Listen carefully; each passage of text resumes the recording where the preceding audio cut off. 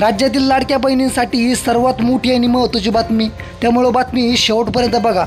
भाजपचे नेते केंद्रीय परिवहन मंत्री नितीन गडकरी साहेब यांनी लाडक्या बहीण योजनेसंदर्भात केलं सर्वात मोठं वक्तव्य।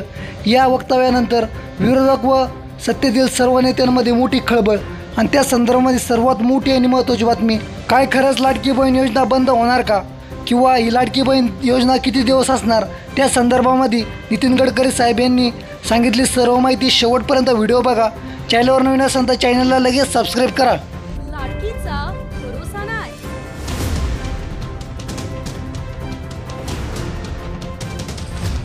गडकरींच्या विधानानं सरकारची कोंडी।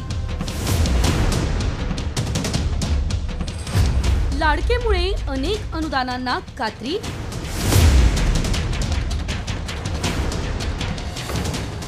आगामी विधानसभा निवडणुकीच्या तोंडावर महायुती सरकारने मुख्यमंत्री लाडकी बहीण योजना आणली। मात्र आता या योजनेवर विरोधकांसोबतच भाजप नेत्यांनी राज्य सरकारला घरचा आहेर दिलाय आणि या योजनेवर दुसरे तिसरे कुणी नाही तर केंद्रीय रस्ते वाहतूक मंत्री नितीन गडकरी यांनीच निशाणा साधलाय। लाडकी बहीण या योजनेमुळे इतर विभागांमधल्या अनुदानाला कात्री लागल्याचं विधान गडकरींनी केलंय। त्यामुळे राज्य सरकारची डोकेदुखी ही आता वाढली आहे।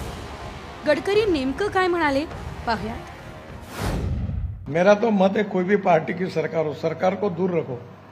सरकार ये विषकन्या होती है, जिसके साथ जाती है उसको डुबाती है। लाडली बहन योजना शुरू होगी तो सब्सिडी का पैसा उनको भी उस काम के लिए देना पड़ा, तो अटक गई। लाडकीवरून गडकरींनी केलेल्या विधानामुळे विरोधकांच्या आरोपांना आणखीनच धार आली आहे। सरकारमध्ये लाडकीवरून नेमकं काय सुरू आहे हे गडकरींनाच माहिती असेल असं म्हणत सुप्रिया सुळेंनी सरकारवर निशाणा साधला, तर राऊतांनीही या योजनेत गौड बंगाल असल्याचा हल्ला केला।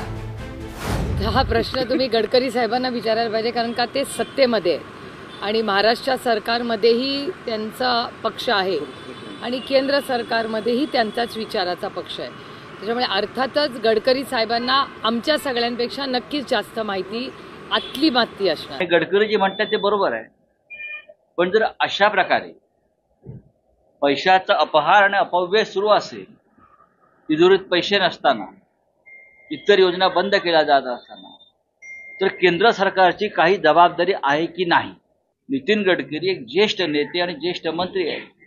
मला असं वाटतं केंद्रीय मंत्रिमंडळामध्ये त्याने या विषयावर प्रस्ताव मांडायला हवा। राज्यावर 7 लाख कोटींपेक्षा जास्तीचं कर्ज आहे। त्यातच लाडकी बहीण योजनेमुळे राज्याची अर्थव्यवस्था आणखी खोलात जाईल, ही टीका विरोधी पक्ष वारंवार करतोय। असं असताना गडकरींसारख्या बड्या नेत्याने सरकारला घरचा आहेर दिलाय, त्यामुळे सरकारची अडचण झाली आहे। यामुळे लाडकीचा नकारात्मक नरेटिव्ह महायुती खोडून काढण्यात यशस्वी होणार का आणि याचा निवडणुकीत किती फायदा होणार हे निकालानंतरच स्पष्ट होईल।